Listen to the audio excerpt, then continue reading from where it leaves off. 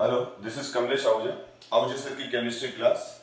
तो dear students, हमने previous class के अंदर फर्स्ट ऑर्डर रिएक्शन की इंटीग्रेटेड इक्वेशन देखी थी।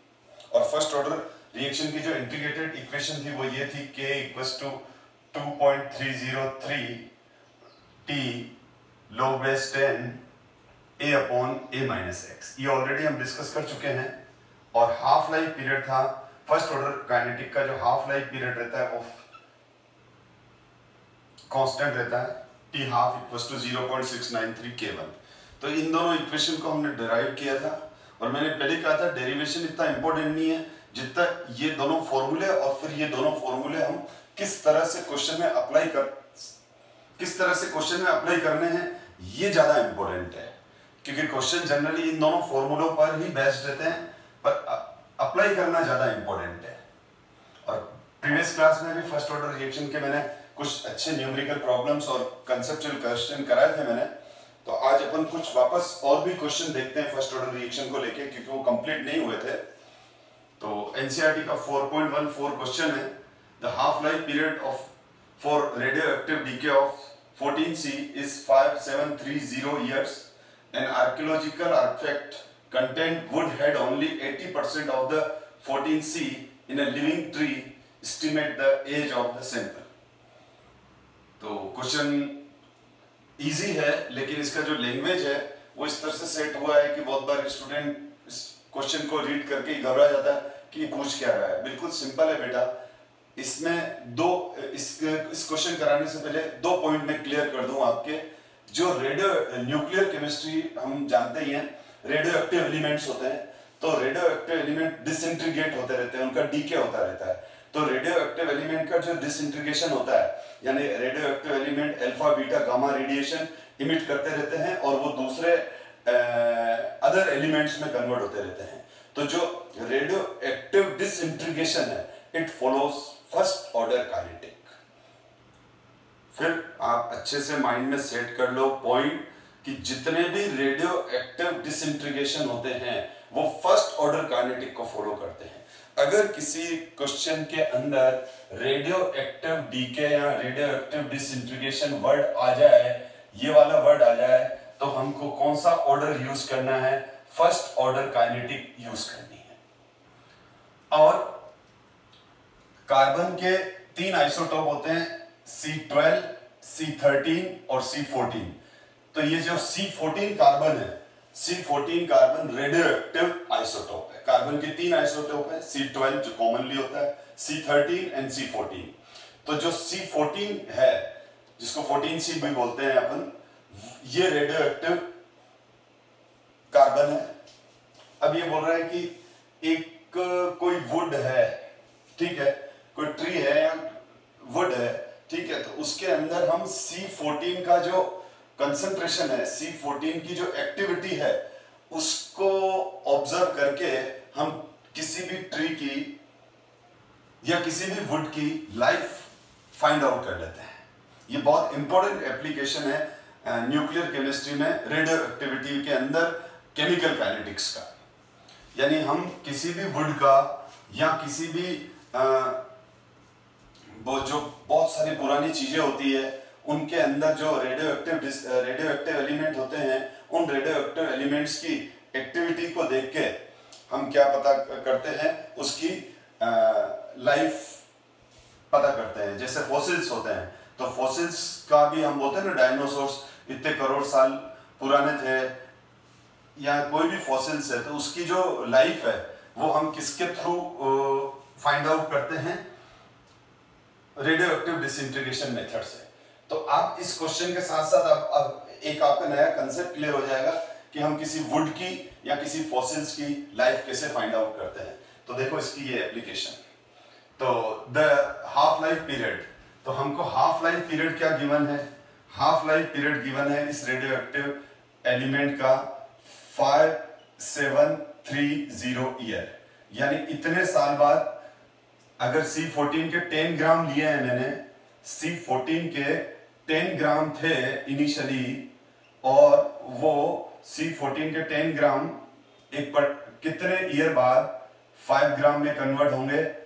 तो 5000 5730 ईयर 5730 ईयर्स में 10 ग्राम C14 5 ग्राम C14 में कन्वर्ट हो जाएगा।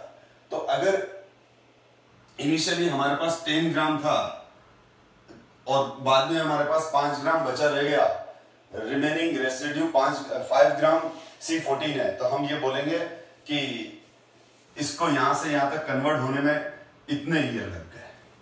खैर, सेकंड पॉइंट, अब ये बोल रहा है कि हमारे पास जो वुड है, मैं उस वुड को ए से ही रिप्रेजेंट कर रहा हूं। ये जो वुड है, ए वुड है, हमारे पास वुड है और उस वुड को मैं ए बोल रहा हूं। वो ए वुड के अंदर जो कार्बन है, इसके अंदर जो कार्बन है यानी ए, तो स्टार्टिंग में जो भी, जब ये वुड नया नया बना था, जब इस वुड की, ये वुड या जब ट्री का बर्थ हुआ था, जब इस वुड का या इस वुड से रिलेटेड ट्री का बर्थ हुआ था, तो उस समय इसमें जो C14 था उसको मैंने 100 एज्यूम कर लिया, क्योंकि उससे वो कम ही होगा, और यहां 0 यानी डिसइंटीग्रेशन हुआ ही नहीं इनिशियली। ठीक, अब ये बोल रहा है कि ना हमारे पास इसका मतलब A की वैल्यू 100 है, और ये बोल रहा है कि अब जो आर्कियोलॉजिकल एनालिसिस है, वो आर्कियोलॉजिकल एनालिसिस ये बता रहे हैं कि ये जो वुड है अब उसमें 80% ही एक्टिविटी रह गई है। यानी इसका मतलब शुरू में तो वो 100 था, 100 से घटता हुआ 80 हो गया है। जितना इनिशियली दिया उसको 100 अज्यूम कर लिया, अब 80% ही रह गया है, तो 100 का 80% 80 रहेगा, तो ये A माइनस एक्स की वैल्यू गिवन है। तो हमको A की वैल्यू 100 है और A माइनस एक्स की वैल्यू 80% है, ये गिवन है हमारे पास। देखो इस क्वेश्चन में गिवन है 80% ऑफ द C14। तो इनिशियली जो वैल्यू है उसको 100 ले लिया और फिर ये 80 ले लिया। अब ये क्या बोल रहा है कि हमारे को T निकालना है, इसका लाइफ पीरियड निकालना है। अगर मैं T निकालूं तो T का फॉर्मूला क्या हो जाएगा? T का फॉर्मूला हो जाएगा बेटा 2.303 के log A upon A minus x. तो हमारे पास K की वैल्यू नहीं है, K1 की वैल्यू नहीं है। ये तो फॉर्मूला मैं अभी भी जस्ट भी बता चुका हूं कि फर्स्ट ऑर्डर काइनेटिक का फॉर्मूला क्या होता है, 2.303 T log A upon A minus x. तो सबसे पहले हमारे को K की वैल्यू फाइंड आउट करनी है, क्योंकि हमारे पास A की वैल्यू 100 है, इसकी वैल्यू A माइनस एक्स की 80 है। अगर K की वैल्यू फाइंड आउट कर लेंगे तो हमारे पास टाइम आ जाएगा कि कितने टाइम से ये डिसइंटीग्रेट हो रहा है, तो उससे हमारे पास लाइफ आ जाएगी। तो इस फॉर्मूले को यूज करूंगा मैं, तो T हाफ इक्वल्स टू क्या होगा बेटा? T हाफ का फॉर्मूला क्या है? 0.693 डिवाइड बाय K1, और T हाफ किसके बराबर आ जाएगा? 0.693 डिवाइड बाय K1। सॉरी, हमको K1 इधर लेना है, तो K1 इधर कर दिया और T हाफ इधर कर दिया, तो ये K1 इधर ले लिया, T हाफ कितना हो जाएगा? 5730। अब हमको ये मालूम है K1 की, ये 0.693 किसका प्रोडक्ट होता है? ये मेरी लास्ट क्लास देखें आप,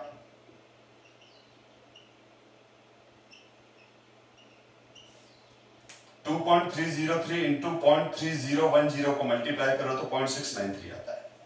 तो हमारे पास K1 की वैल्यू क्या आ गई? हमारे पास K1 की वैल्यू आ गई 2.303 इंटू 0.3010 डिवाइड बाय 573 है। ठीक है, K1 के फॉर्मूला हम जानते ये है। और अब हम क्या कर रहे हैं, इसमें वैल्यू पुट कर रहे हैं। तो T half 2.303 K1 log A upon A minus x. तो T 2.303 K1 की जो वैल्यू है बेटा वो आएगी 2.303.3010। अब आपको समझ में आ गया होगा मैंने स्प्लिट क्यों कर दिया, वो कैंसिल हो जाएंगे एक्चुअल में 2.3030 से। Into 5730 log 100/80। अब अगर मैं इसको सॉल्व करूं बेटा, तो इसको सॉल्व करेंगे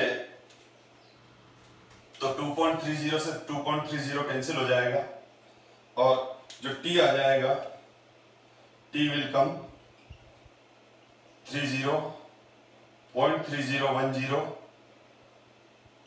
log, ये आ जाएगा 5/4, और log 5/4 को मैं ऐसे लिख सकता हूं log 5 माइनस log 4, log 5/4 धीरे-धीरे log की प्रॉपर्टी है। अब मैं यहां पर देखो t इक्वल्स टू 5730.3010 log 5 की वैल्यू होती है 0.699 माइनस log 4 की वैल्यू होती है 0.602।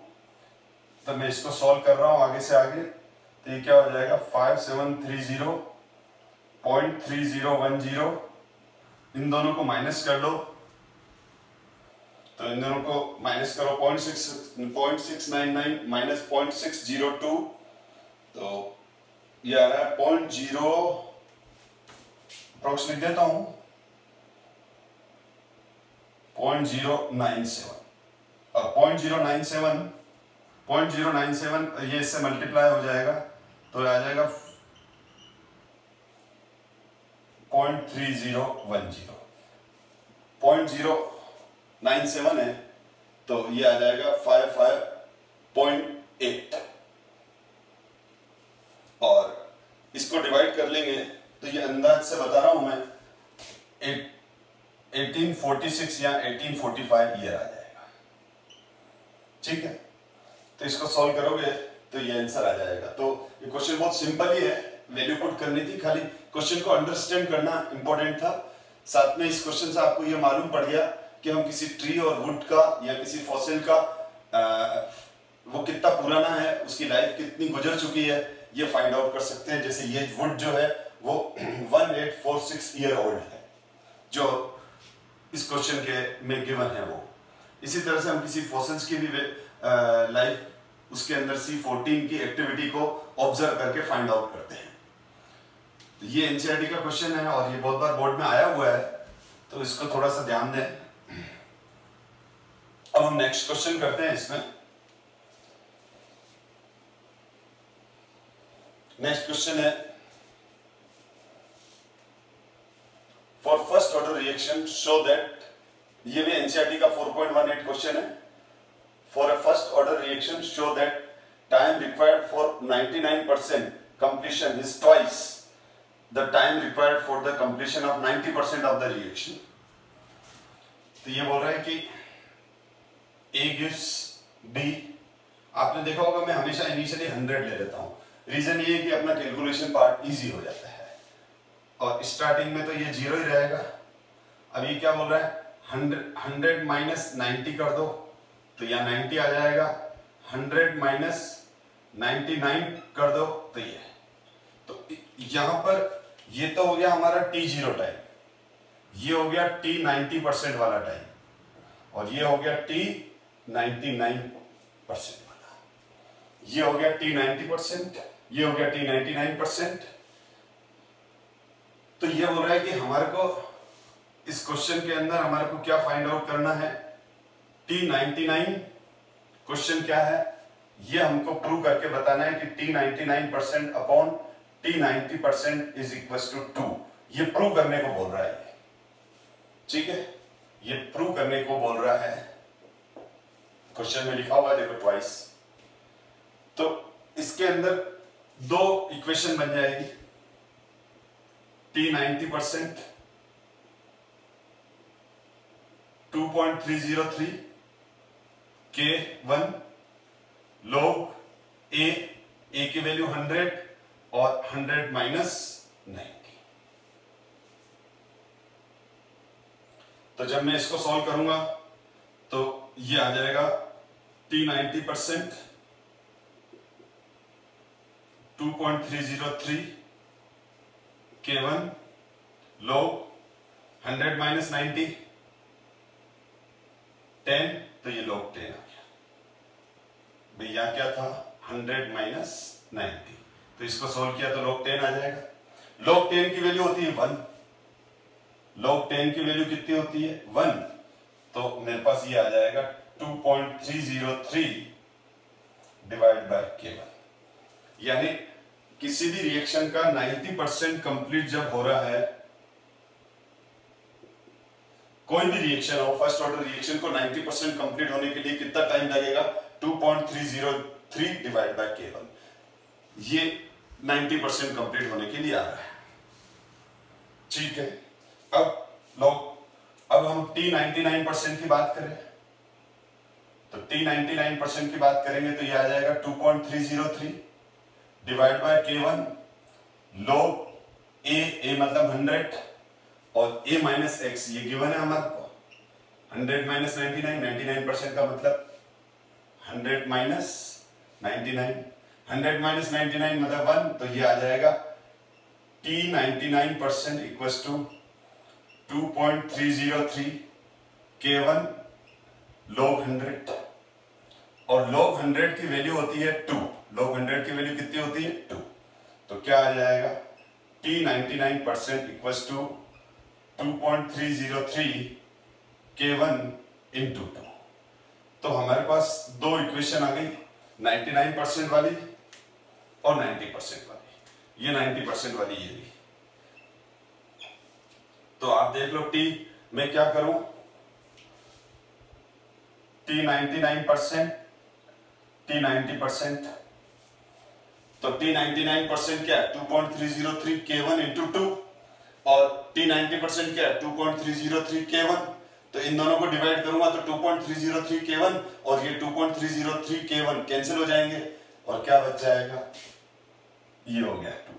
तो हमारा क्वेश्चन सॉल्व हो गया। हमारे को जो उसने क्वेश्चन में कहा था कि प्रूव करो, तो हमने प्रूव करके दे दिया। T99% equals to 2 into T90%। तो देखो आगे, चलो हम नेक्स्ट क्वेश्चन देखते हैं। ये एनसीईआरटी 4.19 क्वेश्चन है।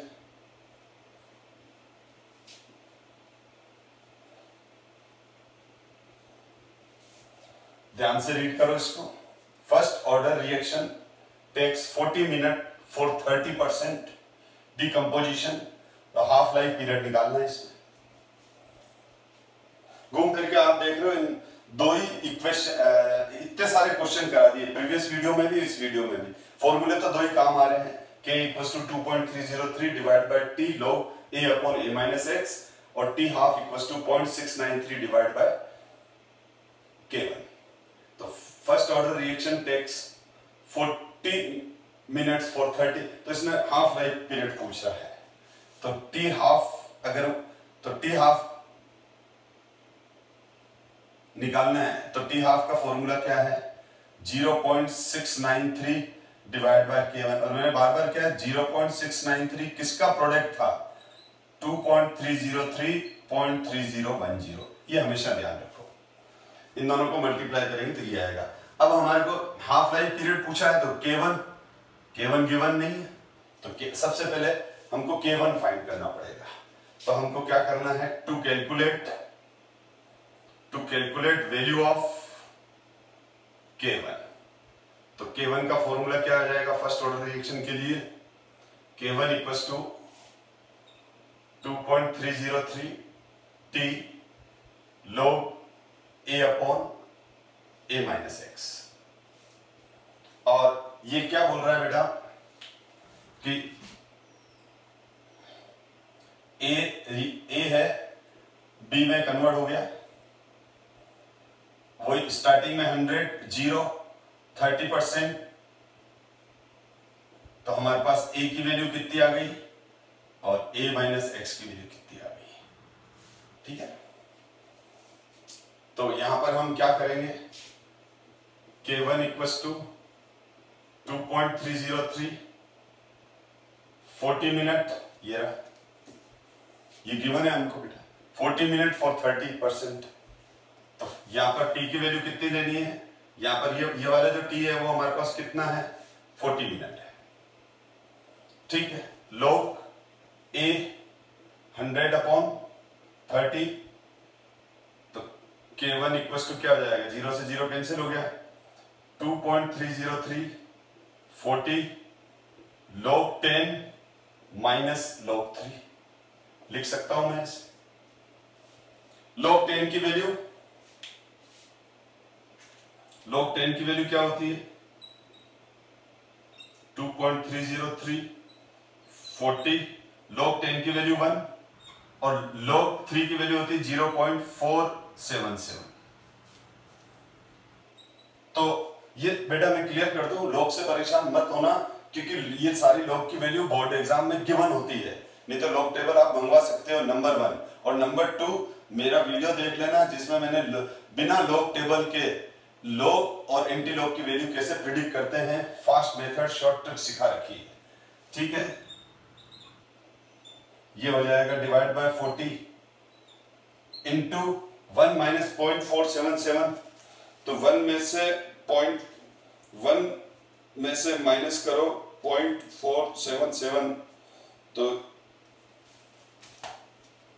यह आया 0.523।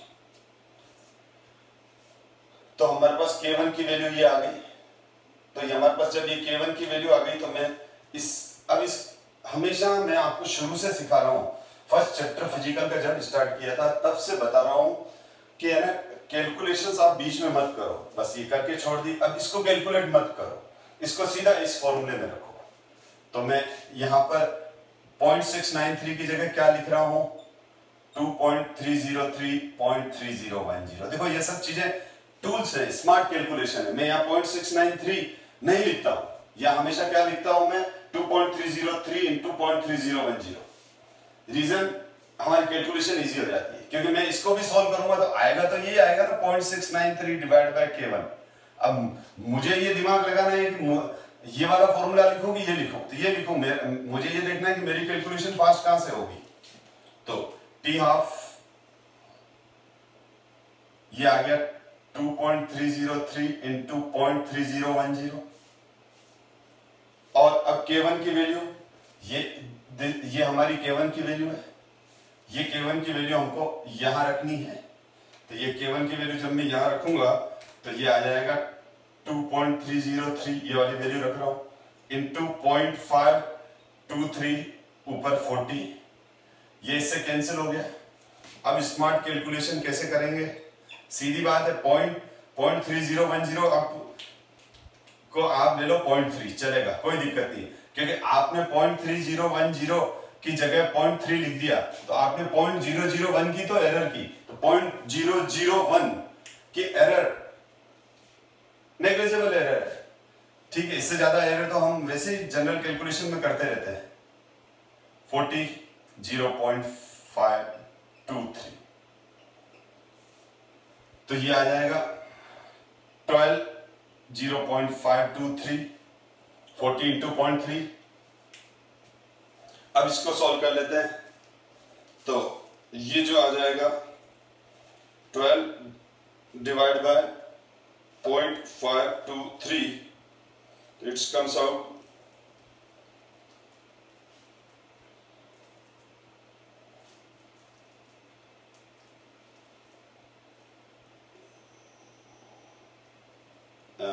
एक बार कैलकुलेशन कर लेते हैं।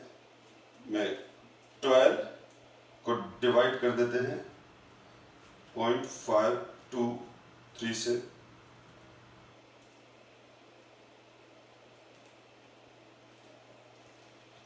तो इसको सॉल्व करके देखना, आंसर आ जाएगा, जो भी आ रहा है वो सही है।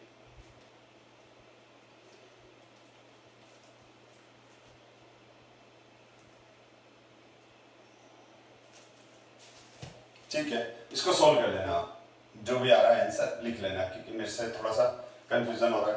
हाँ 12 हो गया, 6 के आसपास आ जाएगा, ठीक है। तो इसको सॉल्व कर लेना आप, तो ये आ जाएगा आपको अप्रोच समझ में आ गई। 0.6 इंटू 40 0.693, तो 0.3 इंटू 40 तो 12 ही आएगा।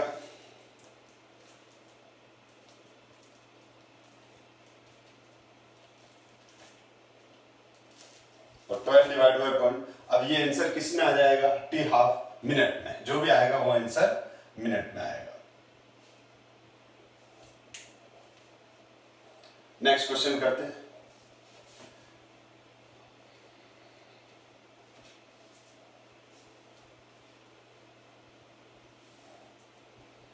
यस, नेक्स्ट क्वेश्चन देखें।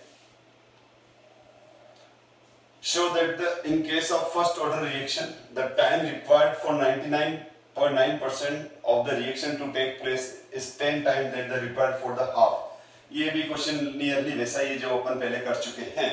तो मैं तो कहूंगा कि आप खुद ही करो इस क्वेश्चन को, इसको पोस्ट कर लो और खुद कर लो, उसके बाद आप सॉल्यूशन दे दो। हम कर चुके हैं बेटा ये क्वेश्चन। तो A equals to B 2 minute में करा ही देता हूं मैं।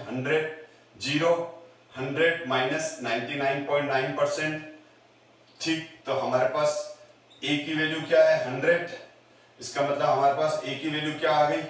A is 100 and this is A minus X, 100 minus 99.9%। तो सीधा फॉर्मूले में वैल्यू डाल देते हैं। T 99.9% equals to 2.303 K log A upon A minus X, तो 100 upon 100 minus 99.9%। तो T 99.9% is equals to 2.303 K log 100, और 100 में से नीचे आ जाएगा 0.1, तो ये आ जाएगा T 99.9% इक्वल्स टू कितना आ जाएगा? 2.303 K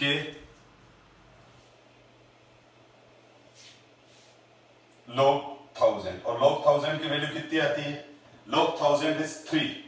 log 1000 कितना होता है बेटा? log 1000 की वैल्यू 3 होती है, यानी log 1000 को मैं क्या लिखूंगा? log 10 की पावर 3, तो ये 3 आ जाता है। तो मैं इस कैलकुलेशन को इधर ले रहा हूं वापस, तो यहां पर क्या आ जाएगा?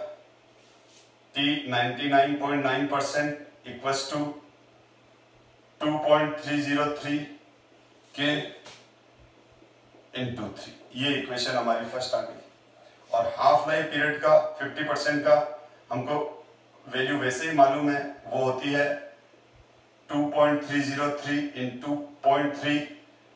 मैंने कहा ना 0.3010 को मैं 0.3 लिखता हूं, चलेगा, ठीक है ना? के अब ये बोल रहा है कि दोनों, ये इक्वेशन सेकंड हो गई,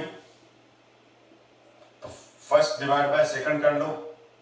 T 99% डिवाइड बाय T 50%, तो इन दोनों को डिवाइड करूंगा तो ये दोनों तो कैंसिल हो जाएंगे, और ये आ गया 3 और ये आ गया 0.3, तो ये करेंगे तो कितना आ गया? 10। तो हमारा क्वेश्चन सॉल्व हो गया। T 99% equals to 10 into T 50%। यही तो कह रहा है वो क्वेश्चन कि जो 99.9% is equals to 10 into T 50%। तो यही तो है। शो दैट, आप ध्यान से देख लो, इसको पॉज करके देख लेना। ये क्वेश्चन ऐसा कैसा क्वेश्चन अभी 5 मिनट पहले करा चुका हूं मैं आपको। तो अब हम आगे डिस्कस करते हैं फर्स्ट ऑर्डर काइनेटिक्स। कंप्लीट किए मैंने अभी, लेकिन फर्स्ट ऑर्डर काइनेटिक्स में अभी हमको और भी डिस्कशन करना है। फर्स्ट ऑर्डर काइनेटिक में हम गैस फेस रिएक्शन देखेंगे, फिर हम इसके कुछ ग्राफ्स देखेंगे, लेकिन वो मैं जीरो ऑर्डर एक बार कंप्लीट करा दूं, क्योंकि जीरो और कुछ चीजें ऐसी हैं जो मेरे को जीरो ऑर्डर और फर्स्ट ऑर्डर में कंपैरिजन में पढ़ानी है। इस वजह से वो फर्स्ट ऑर्डर के कुछ पॉइंट अभी मैंने डिस्कस नहीं किए हैं, जैसे ठीक है ना, जैसे गैसियस फेस में फर्स्ट ऑर्डर रिएक्शन एक अलग कंसेप्ट है, तो वो हम डिस्कस करेंगे। तो अब जीरो ऑर्डर रिएक्शन क्या होती है? देखो, जीरो ऑर्डर रिएक्शन ऐसी होती है, ये एक स्पेशल टाइप की रिएक्शंस है। ये एक स्पेशल टाइप की रिएक्शन है। Zero order reactions are those reaction, ध्यान से सुने इसकी definition. Zero order reactions are those reaction whose rate of reaction throughout constant, whose rate of reaction throughout constant with time। मतलब इस रिएक्शन, ये reaction एक यूनिफॉर्म स्पीड से आगे बढ़ती है, पर ये डेफिनेशन रॉन्ग हो गई। वापस सुनो इसकी correct definition. Zero order reactions are those whose rate of reaction is uniform or throughout constant under certain condition. ये under certain condition अगर आपने नहीं लिखा तो ये wrong definition हो जाएगी. तो zero order reactions are those in which zero order reaction are those whose rate of reaction uniform or constant, fixed with time, does not alter with time under certain condition. वो इस तरह की condition develop करते हैं. वो condition क्या है मैं आगे क्वेश्चंस कराते वक्त मैं डिस्कस करता चलूंगा. तो फर्स्ट ऑर्डर रिएक्शन की रेट थ्रू आउट कांस्टेंट है ये सर्टेन कंडीशन में. तो integrated rate expression of zero order reaction. तो मैं इसका a reaction is said to be zero order if its rate is independent of the concentration of the reactants. पर ये certain condition में है. तो वो सर्टेन कंडीशन क्या है आप माइंड में सोच रहे होंगे. बिल्कुल आप अपनी जगह सही हैं. तो एक बार इसका डेरिवेशन देख लेते हैं फिर इसके अंदर सर्टेन कंडीशन क्या होती है वो भी डिस्कस करते हैं. A gives B. सपोज ये एक जीरो ऑर्डर रिएक्शन है. तो जब ये जीरो ऑर्डर रिएक्शन है तो इसका मैंने इनिशियली लिया A 0 A minus x rate equals to K naught. K naught is the rate constant for zero order reaction into A. और A की पावर 0 लगाएंगे यहां. A की पावर क्या लगाएंगे बेटा 0. ये क्या बता रहा है this zero denote order. This reaction is zero order with respect to A. यानी A का कंसंट्रेशन घटेगा या बढ़ेगा तो रेट ऑफ रिएक्शन चेंज नहीं होगी. तो at t time R equals to minus dA upon dt plus dB upon dt. R equals to minus d A minus x upon dt dx upon dt. ये जो वही है जो मैंने first order reaction में किया था. Disappearance rate of A is rate of reaction और formation rate of product B is rate of reaction. और t टाइम पर ये A minus x है. तो ये जो इक्वेशन फर्स्ट है इस इक्वेशन फर्स्ट के अंदर ये वैल्यूज डाल देते हैं. तो इक्वेशन फर्स्ट वापस लिख रहा हूं मैं. R equals to K naught A की पावर 0. इसकी वैल्यू रख रहा हूं प्लस dx अपॉन dt.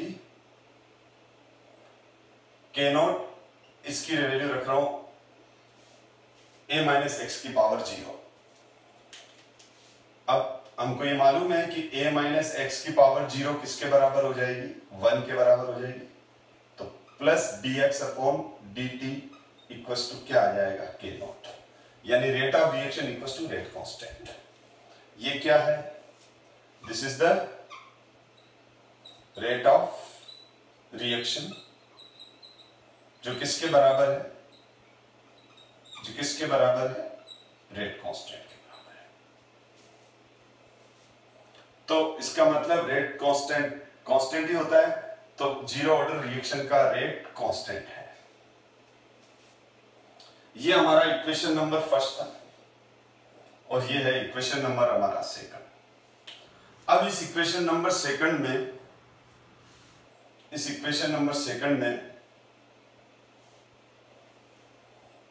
का इंटीग्रेशन करेंगे हम. तो plus dx upon dt equals to K not.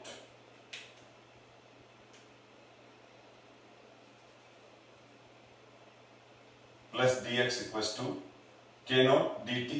Constant का इंटीग्रेशन होता नहीं है बिना लिमिट वाला इंटीग्रेशन है. तो इंटीग्रेशन कांस्टेंट आएगा. इसको सॉल्व करते हैं तो आ जाएगा x equals to K naught t plus i. कैसे आया इस पे परेशान मत हो. इसको सॉल्व करना है आप तो सीधे लिख देना. जो इंटीग्रेशन जानता है वो उसको सॉल्व कर सकता है पर हमको सॉल्व करने की ज्यादा जरूरत नहीं है. बुक में भी यूं लिखा हुआ on solving result is this. तो आप भी एग्जाम में ऐसे लिखोगे तो गलत नहीं है.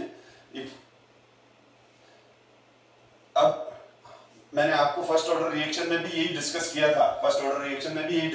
था कि इंटीग्रेशन कांस्टेंट कैसे फाइंड आउट करते हैं, तो हम उसी इक्वेशन की इनिशियल स्टेज में चले जाते हैं। तो मैं यहां लिख रहा हूं टू कैलकुलेट वैल्यू ऑफ आई, हम आई की वैल्यू फाइंड आउट करें तो initially t equals to 0, x equals to 0. Put this value in equation third. Put this value in equation number third. मैं बता रहा हूं डेरिवेशन को लेके आप पैनिक मत हो, नहीं आती है एग्जाम में, ठीक है, इसकी एप्लीकेशन ही आती है। अब मैं इसमें ये वैल्यू डाल दूं तो x की value 0 equals to k naught की value, k naught initially t कितना था 0 प्लस i, तो i की वैल्यू क्या आ जाएगी 0। तो देखो 0 या 0 डालेंगे या 0 डालेंगे तो i की वैल्यू क्या हो जाएगी, ये 0, k नॉट इंटू 0 0, तो i इक्वल्स टू 0, तो i की वैल्यू 0 है। Now put the value of i in equation third, put the value of i in equation third. तो इक्वेशन थर्ड में मैं i की वैल्यू डाल रहा हूं इसमें, तो क्या हो जाएगा x equals to k naught t plus 0, तो x इक्वल्स टू क्या आ जाएगा k नॉट t, तो k नॉट इक्वल्स टू क्या आ जाएगा x बाय t। तो k नॉट की वैल्यू मेरे पास क्या आ गई, x बाय t आ गई। इस डेरिवेशन को ध्यान से देख लो, जिनको समझ में नहीं आया वो एक बार वीडियो पॉज करके इसको ध्यान से स्टेप्स देख लो, पर मैंने बार बार कहा पैनिक मत हो। इस जैसे मैंने फर्स्ट ऑर्डर रिएक्शन के अंदर भले डेरिवेशन बताया, पर डेरिवेशन क्या काम आया, किसी क्वेश्चन में डेरिवेशन काम नहीं आया। उसके जो दोनों फाइनल फॉर्मूले थे उन्हीं फॉर्मूले बेस पे हमने सारे एनसीईआरटी के क्वेश्चन कर लिए। तो यहां पर जो k नॉट की वैल्यू आ रही है x by t, k naught is the rate constant for zero order reaction, k naught is the rate constant for zero order reaction and x is the concentration of product at t time, यानी A gives B is zero order reaction था, initial concentration A और A minus x। तो अब इसका k naught का value कितना आ गया x by t, x ये रहा।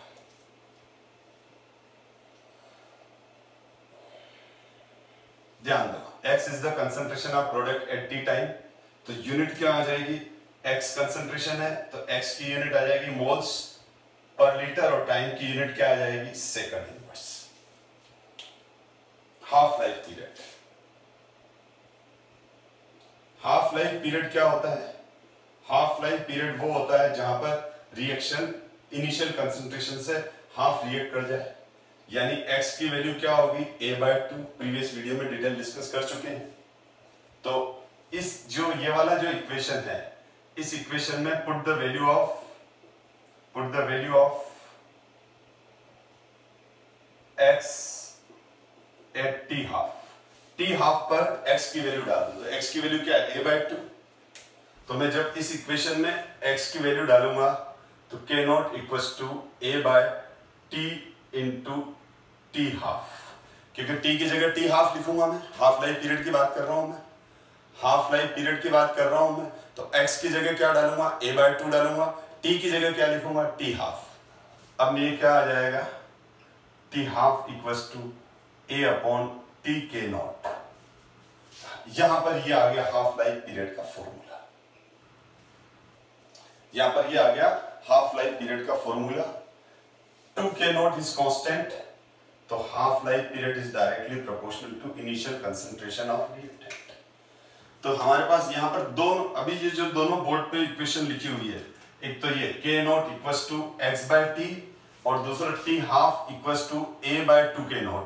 ये दोनों फॉर्मूले आपके माइंड में है तो आप जीरो ऑर्डर रिएक्शन के सारे क्वेश्चन कर दोगे, यानी कुल मिला के फर्स्ट ऑर्डर के क्वेश्चन करने हैं तो ये दो फॉर्मूले रट लेने हैं अपन को, a/a माइनस x और t half equals to 2.303 0.3010 K1, ये K1 ठीक है, जो 0.693 डिवाइड बाय K1, ये तो फर्स्ट ऑर्डर रिएक्शन के लिए था जब n की वैल्यू 1 है, और ये जब किसके लिए, जब ऑर्डर की वैल्यू 0 है, n की वैल्यू 0 है। ये जरूर क्वेश्चन आ सकता है बोर्ड एग्जाम में कि prove that half life period of zero order reaction is directly proportional to initial concentration. तो आप सीधा लिखोगे we know that k naught equals to x by 2 at half life period x equals to a by 2, therefore put the value of a by 2 in this equation, we get this equation, और फिर इसको इसमें convert कर दिया। अब हम क्या लिखेंगे, ये तो ऑलरेडी कांस्टेंट है, इस कांस्टेंट को हटा देंगे तो t half directly proportional to a।